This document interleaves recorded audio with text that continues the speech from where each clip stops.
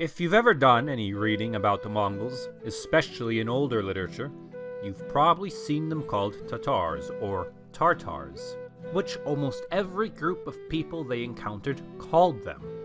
How did this happen? The original Tatars were one of the most powerful and numerous nomadic tribes from eastern Mongolia who spoke a form of Mongolian. The word Tartar is found on inscriptions in the Orkhon Valley in the 730s, and within the next few centuries came to be used by the Chinese to refer to almost all of the steppe tribes. Around the Tang Lao period, a classification system developed that grouped the tribes into white Tatars, black Tatars, and raw or wild Tatars, depending on how far from China they lived and how primitive the Chinese considered them. Song dynasty officials in the 1220s still used this system, describing Chinggis Khan as a black Tatar. It is not clear how the name Tatar spread west.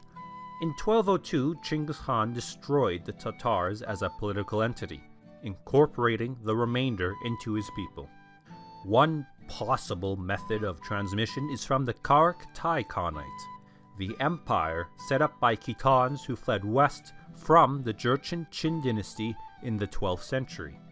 These Khitans may have brought the classification system along and diffused it among their Islamic contacts, while it could have been Muslim merchants traveling through the Karaktai and North China who learned the name. It has been demonstrated by historian Stephen Pao that Georgians and Russians learned about the Mongols through Turkic tribes, and they may have passed on calling them Tartars through that.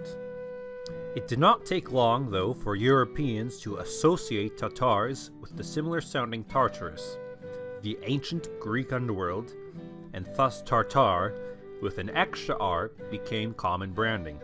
Europeans who traveled among the Mongols noted the difference between Mongol and Tartar.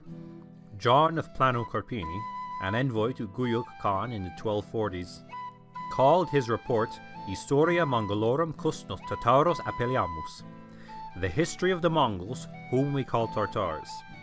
Plano Carpini found that the Mongols didn't like to be called Tartars, being that was a people they had conquered, but nonetheless Tartar was already the common way for Europeans to describe the Mongols, both during the 13th century and later. Thus, Mongol rule in Russia is commonly known as the Tartar yoke.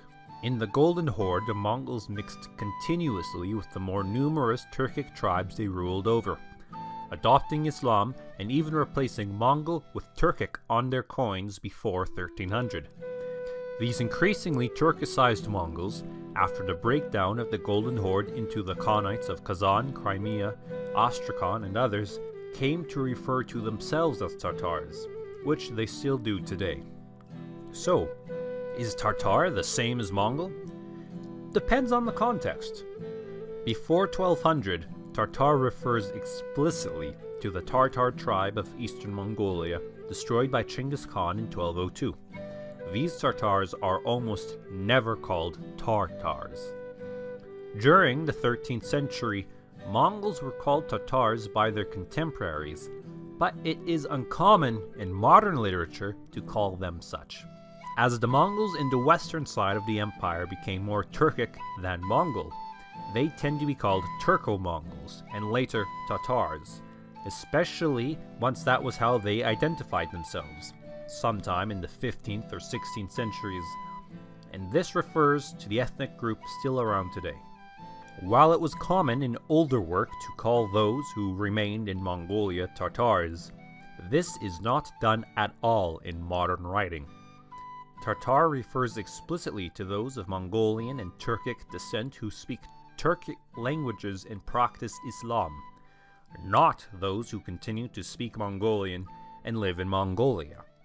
As well, it is very uncommon to refer to Turco-Mongols outside of Russia as Tartars. Timur, for example, is almost never called a Tartar in scholarship.